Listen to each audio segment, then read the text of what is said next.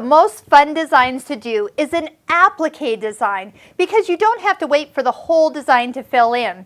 Now, some of your designs that are in your sample or collection require some specialty techniques. You have pop-up embroidery, so embroidery that's stitched and then added, so it's three-dimensional.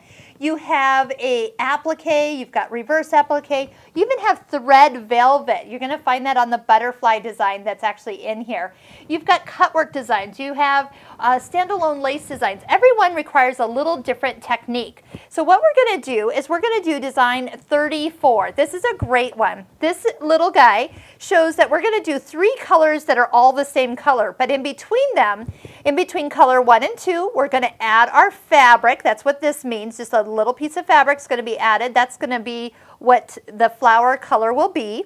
And then between color 2 and 3, we're going to trim it. That's why there's a little pair of scissors. And then we'll continue with the rest of the detail of the flower. So let me show you how this is going to be. I've gone ahead and pulled it up, and I'll just go ahead and get it started. The first thing it's going to do for color 1 is just stitch an outline of the area we need to cover with fabric. So you can at least have an idea how big of a piece of fabric you need for this particular applique area. So it's just going to stitch it one time because that all it is a placement. Sometimes I call this a ghost stitch. So you don't do anything. You have to let it show you where to put this fabric. Next, we're just going to go ahead and lay that over the top of it and then stitch the design again. So color 2, same color, we don't change anything. We're just going to let it stitch. But this time it's going to go around the design 2 times, kind of give it a little bit of a secured outside edge so we don't get our scissors too close. All it's going to do is really just stitch it a little heavier. And then I'm going to show you how you can trim an applique design.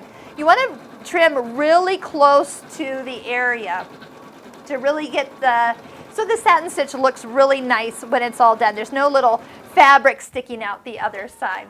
Now, when this has cut, it has cut only the top thread. It has not cut the bobbin thread. So if you do want to cut the bobbin thread, you can go ahead and touch OK on screen, hit your scissors again, because it doesn't think you're going to be taking this hoop off. So now we can go ahead and just pull it straight away. So what we're going to do next is take our scissors. Yes, I could have put this to the trim position, but because I'm going to go around this and get into all those little nooks and crannies, I need to actually have the ability to turn this hoop. My hands don't. There's no way to go all the way around this without having to turn the hoop a little bit.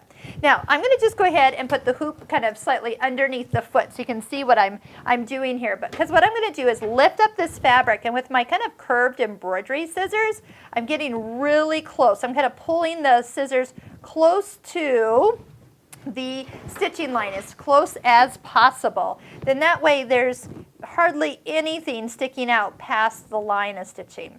That is the key for the applique. Okay, we'll come back together when I've finished trimming. This should give you an idea of how close you want to trim for an applique.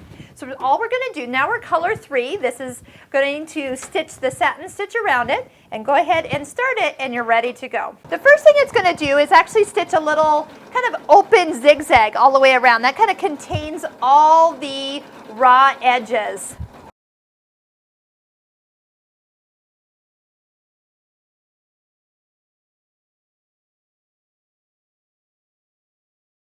Isn't that gorgeous? And it took hardly any time at all because we weren't waiting around for the entire flower to fill in with stitches. That fabric just really gave it just what we needed. And did you notice? Nothing sticking out the little edge here because we trimmed so close to that stitching before it started to put the satin stitching around it. So check out other applique designs available because they are such a time saver.